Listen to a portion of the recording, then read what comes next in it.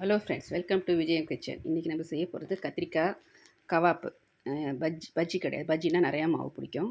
கவாப்புக்கு கொஞ்சம் மாவாக போட்டுக்கோங்க, கொஞ்சம் தண்ணியாக கரைச்சிப்பாங்க.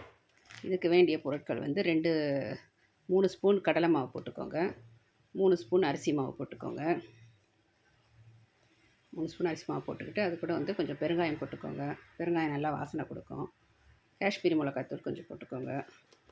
அதுக்கப்புறமேட்டா ஓமம் கொஞ்சம் போட்டுக்கோங்க. நம்ம மரக்கறி பஜ்ஜி போடுறதுக்கு ஓமம் போட்டுக்கினா ரொம்ப வாசனையாக இருக்கும். அதுக்கப்புறம் கறிவேப்பிலை பொடி, உப்பு, இதை நல்லா கலந்து விட்டு தண்ணி ஊற்றி, உங்களுக்கு பஜ்ஜி மாதிரி வேணும்னாக்கா திக்காக கரைச்சிக்கோங்க. இல்லாட்டினா கவாப்பு மாதிரி கம்மியான மாவாக இருக்கணுன்னாக்கா கொஞ்சம் தண்ணியாக கரைச்சிக்கோங்க. அது கூட கொஞ்சம் வந்து சோடா மாவு போட்டுக்கோங்க. போட்டுட்டு நல்லா கரைச்சி ஒரு 10 நிமிஷம் வச்சுருங்க. கத்திரிக்காயை வந்து ரவுண்டாக வெட்டிட்டு அதில் உப்பு மிளகுத்தூள் போட்டு நல்லா பெரட்டி அந்தாண்ட வச்சுக்கோங்க. இந்த பஜ்ஜி வந்து நம்ம எல்லா காய்கறிலையும் போடலாம். வாழைக்காய் பஜ்ஜி, உருளைக்கிழங்கு பஜ்ஜி, கேரட்டு எல்லாத்துலேயும் போடலாம். எண்ணெயை காய வச்சு மாவில் துவச்சி போட்டுக்கோங்க. எல்லா காலிஃப்ளவர் கூட போட்டுக்கலாம்.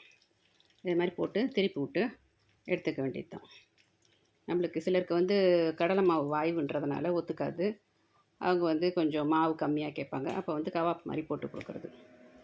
மாவு தண்ணியாக கொஞ்சம் கரைச்சிக்கிட்டு போடுறது. அவ்வளோதான், முடிஞ்சிடுச்சு.